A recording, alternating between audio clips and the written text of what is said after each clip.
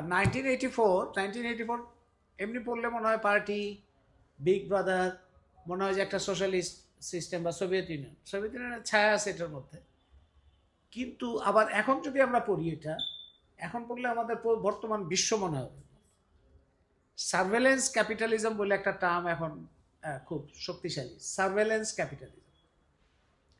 এবং এইটা একটা খুবই গুরুত্বপূর্ণ বই, সুসানা জুভক নামে ভদ্রমহিলা হচ্ছে হার্ভার্ড ইউনিভার্সিটির বিজনেসের প্রফেসর। বিজনেসের প্রফেসর হিসেবে মানে এক কাজ করতে যে আরেক কাজ হয়েছে।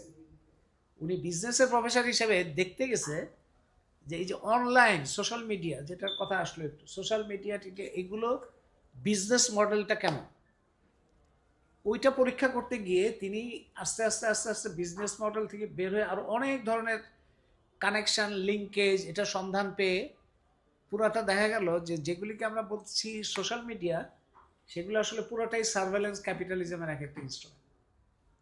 যেমন আগে ধরেন আপনি 1984-এর যে সময়কার চিত্র বলা হচ্ছে, ওই সময় স্মিথ হোক কিংবা অন্য যেই হোক, তার কাছ থেকে যদি কোনো তথ্য আদায় করতে হয়, তাহলে তো তাকে রিমান্ডে নিতে হবে। রিমান্ডে নিয়ে তারপরে বলতে হবে তোমার নাম, বাপ, দাদা, চোদ্দ, কে কে আছে, তুমি কি খাইতে ভালোবাসো, কি খাইতে অপছন্দ করো, তারপরে তোমার কি কি উৎসবে যেতে ইচ্ছা করে, কি বই পড়ো, কি গান শোনো, কি সিনেমা দেখো, এগুলি ডিটেল জিজ্ঞেস করলে যাকে জিজ্ঞেস করা হবে সেই তো বিরক্ত হবে, তখন তার উপরে বল প্রয়োগ করতে হবে।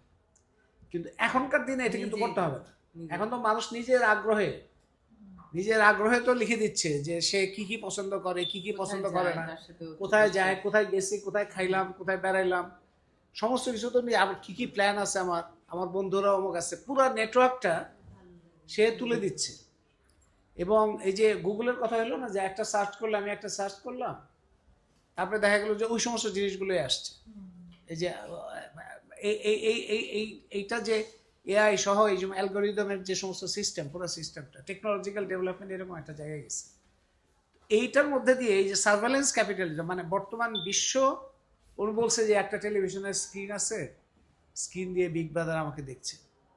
তো এই সিসিটিভি তো শুধু না, আমার যে মোবাইল আছে আমাদের সামনে, মোবাইল রেখে আমরা ভাবলাম যে আমি তো কথা বলছি না, আমি গোপন একটা আলোচনা করি। কোনো গোপন আলোচনার কোনো স্কোপ নাই। ওই মোবাইলের কেউ যদি ফলো করতে চায়, তাহলে আমার যে মোবাইলটা সামনে আছে সেই মোবাইল থেকেই সে কন্ট্রোল করতে পারবে।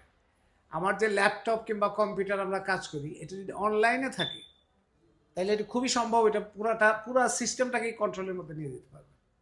মানে আমার কম্পিউটারের মধ্যে কি কি আছে সব এমনি একটা অদৃশ্য শক্তির মতো দেখতে পারবে। ওই বিগ ব্রাদার বললে যে শক্তিটা, এই শক্তিটা এখন রিয়ালিটি, এখনকার বাস্তব।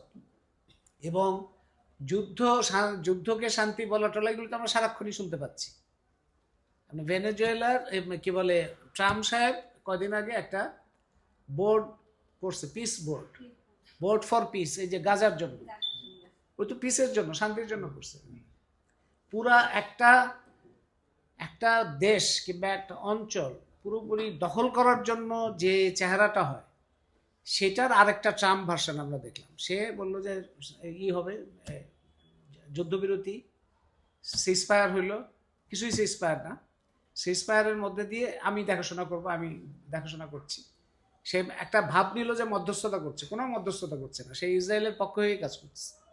এবং এখন একটা করছে, একটা বোর্ড বানাবে, সেইটা তার মানে কলোনিয়াল পাওয়ার হিসেবে একটা দেশ দখল করে যেভাবে কর্তৃত্ব স্থাপন করতে হয়, সেটার আরেকটা ভার্সন, এখনকার ভার্সন, পিস ভার্সন।